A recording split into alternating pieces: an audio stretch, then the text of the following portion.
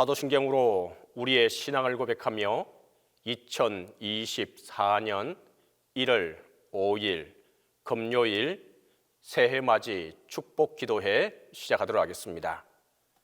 나는 전능하신 아버지 하나님 천지의 창조주를 믿습니다. 나는 그의 유일하신 아들 우리 주 예수 그리스도를 믿습니다.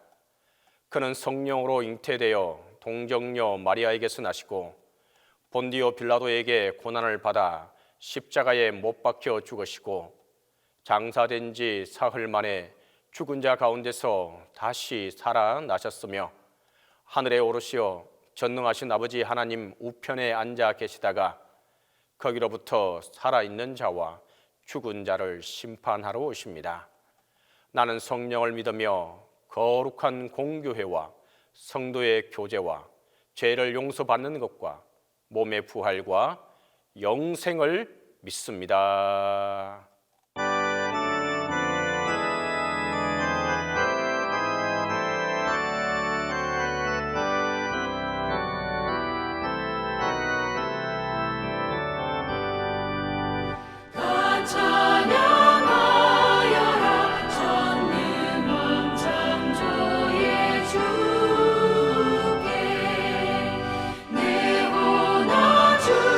찬양 영광과 구원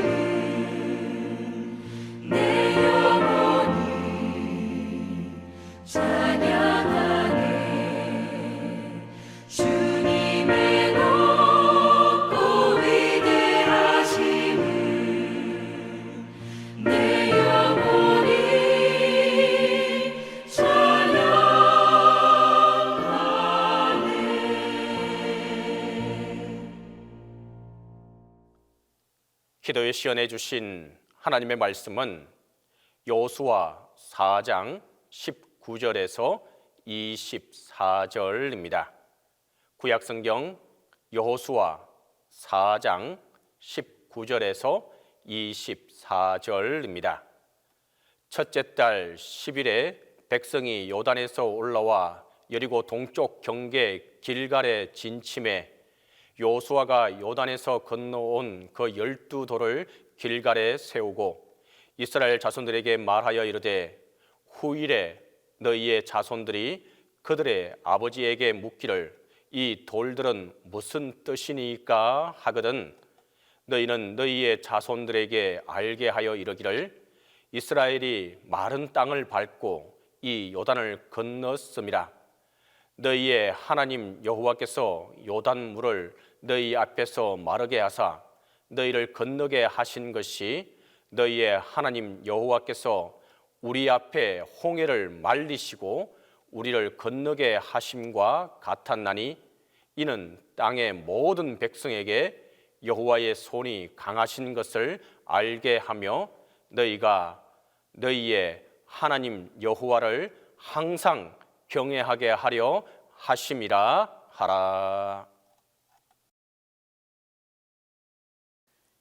2024년 새해맞이 축복기도회 넷째 날입니다. 이제 여러분 우리 교회표 다 함께 같이 해보도록 하겠습니다. 주여 새롭게 창조하소서. 한 번 더 큰 소리로 하겠습니다. 주여 새롭게 창조하소서. 이 큰 표 아래 오늘 네 번째 날의 말씀의 제목은 새 창조의 사람입니다. 이 새 창조의 사람은 여호수아 4장 19절에서 24절에 근거해서 주님 말씀을 전하도록 하겠습니다. 여호수아 4장 19절에서 24절은 이스라엘 백성이 엄청난 역사적 현장 요단을 건너 가나안 땅에 입성하는 모습을 보여줍니다. 이스라엘 백성이 40년간 긴 광야 생활을 마감하고 마침내 요단강까지 건너 가나안 땅, 그 첫 땅 길갈에 도착했습니다. 길갈, 요단을 건너 첫 성 여리고를 정복하고 얻은 길갈에서 이들은 광야 생활의 종지부를 찍습니다. 길갈, 이 말의 뜻은 굴러간다는 의미인데 이 말은 이제 수치와 치욕이 사라져버린 고통이 더 이상 존재하지 않는 모든 고난들이 다 굴러가 버리는 바로 그런 현장입니다. 이제 백성들은 감격 눈물로 섰습니다. 그들은 지나간 40년을 회상하면서 눈물을 흘립니다. 이제 그 감동의 현장에서 무엇을 해야 할 것입니까? 감동 현장에 기념비를 세워야 합니다. 감동의 순간을 그냥 지나쳐서는 안 됩니다. 오늘 20절 말씀 이렇게 말씀합니다. 여호수아가 요단강에서 가져온 그 12돌을 길갈에 세우고 감동의 순간을 흘려보내서는 안 됩니다. 이제 감동의 현장 그 길갈에서 이스라엘 백성은 12돌을 세웁니다. 이게 아주 중요합니다. 받은 감동을 그냥 흘려보내면 안 됩니다. 감동을 오래오래 간직해야 합니다. 감동 받는 인생으로 살아야 합니다. 한 번이라도 감동했다면 꼭 기억하십시오. 그리고 그 감동을 기억할 만한 기념비를 세우십시오. 성경을 읽다가 가슴에 와닿는 말씀 한 구절을 발견하셨습니까? 시 한 편 읽다가 가슴이 찌린, 가슴이 저린 그런 구절을 만나보셨습니까? 은혜 받은 찬송이 있습니까? 반드시 기록하십시오. 성경책 여백에 그 감동을 다 적어 놓으십시오. 때로는 책갈피로 표시해 놓으십시오. 기념비를 마련하십시오. 신앙의 기념비는 많을수록 좋습니다. 이 우리의 인생이 신앙과 믿음과 기적의 기념비로 가득 되도록 그렇게 만들어야 합니다. 은혜의 순간마다 기념비를 세우고 기념비가 많은 인생은 행복하고 행복합니다. 기념비가 여기저기 세워진 인생은 부끄러운 인생입니다.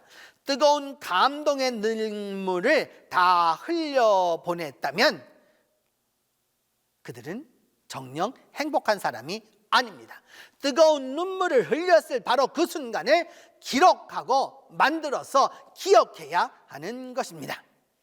그리고 나서 두 번째는 감동의 물결을 다음 세대까지 흘러가게 해야 합니다. 감동 기념비는 나를 위한 것일 뿐만 아니라 다음 세대까지 이어지는 것입니다. 후일에 너희 자손들이 그들의 아버지에게 묻기를 이 돌들이 무슨 뜻이냐 하거든 기념비를 꼭 세워야 하느냐, 내가 되었으면 족한 거 아니겠느냐, 또 뭐 좋은 글 읽어서 내가 감동받으면 그것으로 된 것이 아니냐라고 그렇게 하는 것으로 치부하는 경우가 있습니다. 여러분 그렇지 않습니다. 21절 말씀은 기념비를 세우는 것이 나와 나의 후손을 위한 길이라고 알려줍니다. 기념비는 나 자신의 기억 속에도 간직하고 다음 세대까지도 생각해야 하는 것입니다. 자손들도 부모가 받은 감동에 따라 새로운 깨달음을 얻기 때문입니다. 기념비는, 신앙의 기념비는, 이 감동의 기념비는 우리 세대뿐만 아니라 다음 세대까지 생각하는 것입니다. 감동을 잃어버린 시대에 감동을 되살리는 중요한 일입니다. 내 감동을 나의 자손에게 물려주는 것은 참 의미 있는 일입니다. 언젠가 우리 후손들이 물을 것입니다. 그 엄청난 감동이, 내게 일어났던 그 엄청난 감동이 다시 되살아날 것입니다. 그리고 감동이 전해질 것입니다. 앞선 세대와 후 세대가 함께 감동을 받을 것입니다. 그리하여 삶의 전환점 하나가 추가될 것입니다. 우리 삶에는 많은 기념비가 필요합니다. 믿음 안에서의 기념비, 기적의 기념비, 능력의 기념비, 성령의 기념비가 세워져야 합니다. 영적 감동의 기념비가 즐비하게 서 있어야 합니다. 셋째로는 거시적 안목으로 감동 기념비를 세워야 합니다. 감동 기념비는 거시적 안목이 있어야 세울 수 있습니다. 이스라엘 자손들에게 일러 가로되 후일에 너희 자손이 그 아비에게 묻기를 이 감동 기념비에서 반드시 배워야 할 교훈은 무엇이냐? 후일에, 영어로 말하면 in the future입니다. 기념비로 인해서 지금 당장 특별한 일이 벌어지지는 않습니다. 언젠가 미래의 오랜 세월이 지난 그 다음에 기념비가 정령 진정한 의미를 밝힐 것입니다. 자녀들은 지금 당장 묻지 않을지라도 언젠가 물을 것입니다. 후일에 물을 것입니다. 에펠탑이 세워질 때 수많은 사람들이 다 반대했습니다. 철조물이 프랑스 파리의 미관을 해친다라고 다 반대했습니다. 그러나 지금은 어떻습니까? 에펠탑은 프랑스의 상징이 되었습니다. 지금 당장 뭘 한다고 뭐가 이익이 된다고 그런 거 따지지 말고 믿음의 기념비가 필요 없다고 말하지 말고 그 믿음의 기념비를 세워서 자손들에게 물려주어야 하는 것입니다. 기념비가 거시적인 안목을 길러줍니다. 좁은 안목으로 당장 이 코앞의 일만 바라보는 이는 지금 기념비를 세우는 일에 반대할 것입니다. 내가 감동받은 것으로 충분하고 구태여 돈 들이고 정성 들여 그 많은 것을 할 필요가 있느냐라고 생각합니다. 물론 지금 당장 자녀들이 기념비에 큰 관심을 안 둘 수도 있습니다. 그러나 장차 물을 것입니다. 멀리 내다보십시오. 멀리 내다보는 사람이 감동의 기념비를 세우는 것입니다. 20세기 미국 최고의 영웅이면서 또한 나이가 들어 장애인이 된 사람이 있습니다. 미국 32대 대통령 프랭클린 루스벨트입니다. 그는 19살 되던 해에 아버지를 여의고 먼 친척 아저씨 시어도로 루스벨트 대통령을 아버지 대신 역할로 모델을 삼았습니다. 그는 장차 대통령이 되겠다라는 꿈을 가슴에 안고 시어도로 루스벨트 발자취를 따라갑니다. 하버드 대학을 졸업했고 변호사 활동을 하면서 뉴욕주의 상원 의원이 되었고 윌슨 행정부 시절에는 해군 차관보를 지낸 다음 마침내 1920년 민주당 부통령 후보에 오릅니다. 대통령 꿈이 현실로 다가오고 있었습니다. 그런데 호사다마라고 예상치 못한 일이 갑자기 발생했습니다. 어린아이들이 주로 걸리는, 그래서 소아마비라고 하는 소아마비, 어린아이들이 마비가 된다는 뜻이죠. 그의 나이 39에 이 병이 찾아와서 하반신이 마비되었습니다. 부통령 후보에서 낙선한 지 1년이 지난 1921년의 비극이었습니다. 대중 앞에 서서 연설조차 할 형편이 안 되었습니다. 그동안 자기가 쌓아왔던 그 수많은 공든탑이 하루아침에 다 무너져 버리고 그 인기 있는 정치인이 휠체어를 끄는 장애인 신세로 곤두박질했고 인생의 밑바닥으로 떨어지고 말았습니다. 그 인생의 밑바닥에 떨어지자 이 루스벨트는 두 가지 목표를 세웁니다. 우선 섭씨 31도를 언제나 유지하는 온천물이 나오는 조지아주 웜스프링의 사제로 소아마비 재활센터를 세웁니다. 그곳에서 치료를 받고 홀로 서서 연설할 수 있게 되면 정교회에 복귀할 뿐만 아니라 소아마비를 정복한다는 원대하고도 장기적인 계획을 세웠습니다. 뉴욕에서 태어나서 그 루스벨트가 그 모든 기반을 다 버리고 조지아로 옮겨가는 것은 그리 쉬운 일이 아니었습니다. 조지아주로 옮긴 그는 경쟁심으로 에너지를 낭비하지 않았습니다. 그는 남들과 자신을 그렇게 비참하게 만드는 그런 경쟁을 하는 대신에 경쟁하지 않고 자신과 자신의 외로움과만 투쟁했습니다. 홀로 서서 연설하게 되면 정교에 복귀하겠다는 목표로 7년 동안을 노력했습니다. 그리고 홀로 서게 된 1928년 루스벨트는 1929년 뉴욕 주지사 선거에서 승리하고 정교에 복귀한 지 4년 만에 대통령에 당선되었고, 그것도 무려 미국 역사상 처음으로 4선 대통령이 되어서 백악관에서 또 그리고 전 세계 그 2차 대전을 다 주관했습니다. 여러분, 지금 눈앞의 일만 보는 사람은 좀 불쌍합니다. 쓸데없는 일에 용기를 빼앗길 필요가 없습니다. 후일을 생각하면 됩니다. 당장 다 이루려고 하는 그 획득 욕망, 빨리빨리 그 욕망을 제어해야 합니다. 무엇이 되지 않는다고 포기하지 말아야 합니다. 우리에게는 긴 인생의 목표가 필요합니다. 여호수아는 멀리 내다볼 줄을 알았습니다. 그리고 후일의 자손들이 물어볼 것까지 내다보았습니다. 이것이야말로 진정한 기념비의 의미입니다. 기념비를 세워야 하는 이유가 바로 이것입니다. 우리는 기념비를 세우고자 하는 열정을 가져야 합니다. 한번 감동받고 지나가 버리는 것이 아니라 끊임없는 열정으로 기념비적 사건을 경험하고 또 경험하고 또 경험해서 새로운 영적 기념비를 많이 세워나가는 것입니다. 감동과 열정을 기억하는 자만이 이 일을 경험할 것입니다. 미국 땅 중에서 알래스카는 정말로 거대한 주입니다. 미국 본토의 5분의 1을 차지하고 있고 우리 한반도의 7배이고 남한으로 보면 15배에 해당하는 땅입니다. 1867년 이 알래스카를 러시아로부터 720만 달러에 미국이 사들였습니다. 1에이커, 그러니까 우리 땅으로 말하면 한 1300평 정도 될 때 그 1300평을 2센트, 우리 당시 돈인데 19원 정도의 가치로 구입을 했습니다. 그런데 이 매입에 대하여서 연일연야 여론이 매우 부정적이었습니다. 그때 미 국무장관이었던 윌리엄 시워드가 눈 덮인 알래스카가 아니라 다음 세대를 위한 알래스카 땅을 사자라고 외치면서 의원들을 설득해내어서 마침내 상원에서 단 한 표 차이로 알래스카 매입안을 통과시켰습니다. 다음 세대를 위해서 구입한 그 땅 알래스카가 지금은 미국의 최고 보물주가 되었습니다. 여러분, 멀리 보아야 합니다. 멀리 내다보고 믿음의 기념비, 감동의 기념비, 기적의 기념비를 준비해야 합니다. 성도 여러분, 새 창조의 사람은 장차올 일을 대비하며 믿음으로 새 창조의 기념비를 세웁니다. 그리고 그 기념비는 자신과 다음 세대를 위해서 하는 일입니다. 이제 주님이 올 2024년 이 한 해를 우리에게 주시고자 우리가 시작합니다.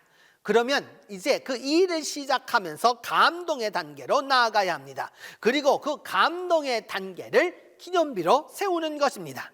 주님이 반드시 역사하셔서 우리에게 새로운 땅 가나안을, 새 창조의 땅 가나안을 창조의 새 사람으로 우리가 누릴 수 있도록 도와주실 것입니다. 기도합니다. 오늘은 교회와 이 사회를 중심으로 해서 이 감동의 순간을 우리 동신교회가 새롭게 창조해 나가도록 위하여 기도하겠습니다. 영적인 감동의 순간, 기적의 감동의 순간, 치유의 감동의 순간, 위로의 순간들을 기억하며 나아갈 수 있도록 새 창조해 달라고 기도하겠습니다. 더불어서 교회와 사회를 믿음과 실천으로 새롭게 창조하도록 위하여서 기도하겠습니다. 주님께서 그 새로운 역사를 베풀어 주셔서 그 새로운 역사를 이처럼 써나가갈 수 있도록 위하여서 기도합니다. 전 세계에서 복음을 전하는 이들과 또 열방 구원이 새해에는 긴이적적으로 아주 강하게 일어나도록 위하여서 기도하겠습니다. 그래서 온 세상이 가나안 땅으로는 축복을 얻게 해달라고 함께 기도합니다. 창조의 하나님, 이 시간 감사하고 감사합니다.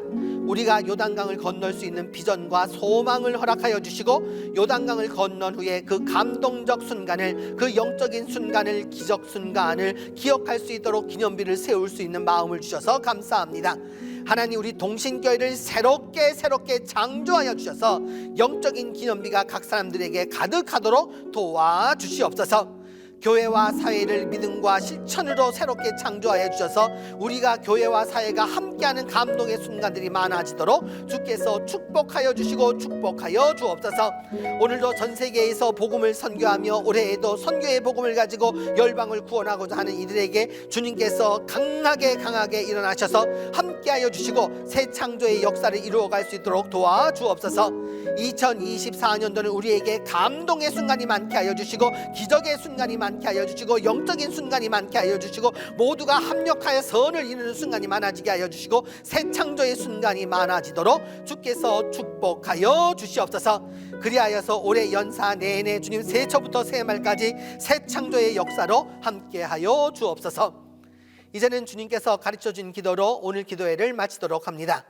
하늘에 계신 우리 아버지, 아버지의 이름을 거룩하게 하시며 아버지의 나라가 오게 하시며 아버지의 뜻이 하늘에서와 같이 땅에서도 이루어지게 하소서.